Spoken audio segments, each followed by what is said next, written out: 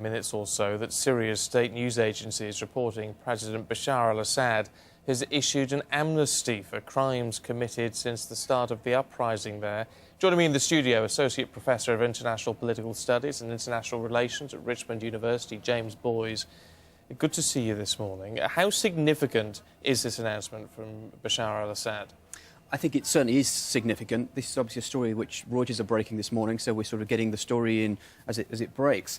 I think what's fascinating is to see how the story fits into a wider narrative. What you've got here is you've got the Arab League observers in Syria. They are clearly instrumental in bringing the West into Libya earlier last year. We've seen the United States before Christmas basically saying that the al-Assad government has no right or reason to continue ruling Syria.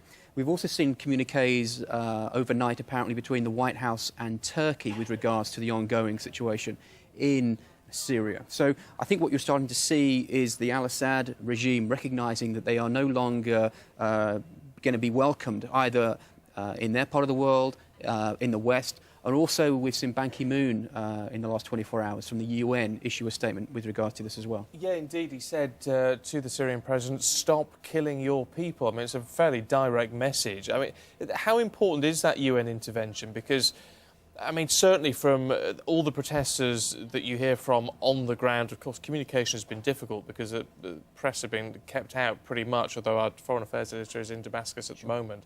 But the fact that they have called for UN intervention, they've wanted the UN rather than the Arab League to be involved in this. And of course, there's been an understandable international reluctance to do so.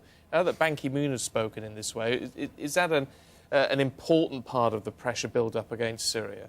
Well, I think so, because it will legitimise any international moves. This isn't going to be just the United States moving in, for example, but if the UN comes in, and it'll certainly be interesting to see what Tim Marshall comes out with from Damascus, when I'm sure he reports shortly on this. When you see the UN coming forward in this matter, it really legitimises anything that will happen. Fascinatingly also, Qatar overnight called for Arab nations to intervene militarily in Syria as well. So I think you're starting to see a pincer movement on the al-Assad regime coming from all points. And I think he's seen the writing on the wall potentially and thought, I do not want to end up like Gaddafi. I mean, the concern with all of this, though, is that you know, Syria is such an important hub in that region, isn't it? And particularly because of the links with Iran in all of this. I mean, that obviously is why, you know, despite all the concern so far, the international community has pretty much stayed out and tried to leave it to the Arab League. Absolutely.